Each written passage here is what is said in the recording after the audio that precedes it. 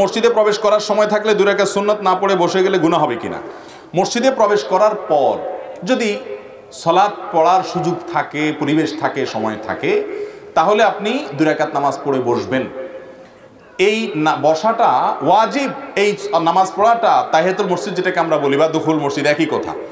এই দুখুল মসজিদ বা তাহিয়াতুল মসজিদ, মসজিদের সম্মানার্থে ঢোকার পরেই 2 রাকাত নামাজ পড়ে বসা, এটা কি ওয়াজিব যেটা তরক করলে ডাইরেক্ট বসে গেলে গুনাহ হবে, নাকি এটা সুন্নাত? এটা নিয়ে ফোকাহে কেরামের মধ্যে মত পার্থক্য আছে।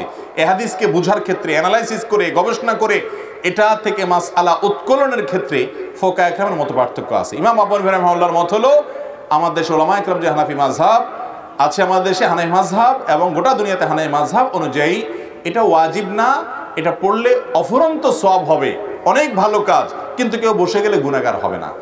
কিন্তু নবী করিম সাল্লাল্লাহু আলাইহি সাল্লামের যে হাদিস, সেই হাদিসের দিকে তাকালে আমরা দেখতে পারি এটাকে উড়িয়ে দেওয়ার মতো আমল নয়।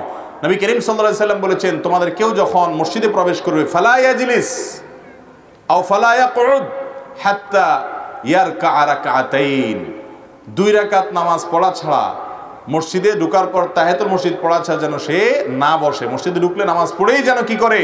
বসে। অনেক উলামায়ে কেরাম বলছেন চেয়ারে কেউ বসলে সেটা এক্সেপশন, আবার অনেকে বলছেন না, চেয়ারে বসলেও বসা, 2 রাকাত পড়ে তারপরে কি করবে? বসবে। তো এই জন্য নবী সাল্লাল্লাহু আলাইহি সাল্লাম নিষেধ করেছেন যেন না পড়ে, ওই 2 রাকাত নামাজ না পড়ে যেন না বসে।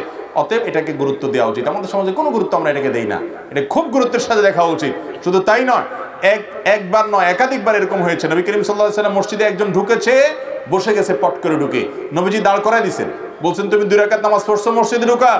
বলেন না, পড়ি নাই। বলে দাঁড়াও, ওই 2 রাকাত পড়ো তারপরে বসো। কত গুরুত্বপূর্ণ হলে এটা করেন। আর আমাদের সমাজে এটার কোনো গুরুত্ব তেমন। মসজিদে ঢুকছেন, 2 রাকাত নামাজ পড়বেন, তারপরে এবার আপনি বসেন, অসুবিধা নাই। আর যদি আপনি না বসেন, ডাইরেক্ট নামাজ শুরু হয়ে গেছে ফরজ জামাত, তাহলে তো কোনো কথা নাই, আর ওইটা পড়া লাগবে না।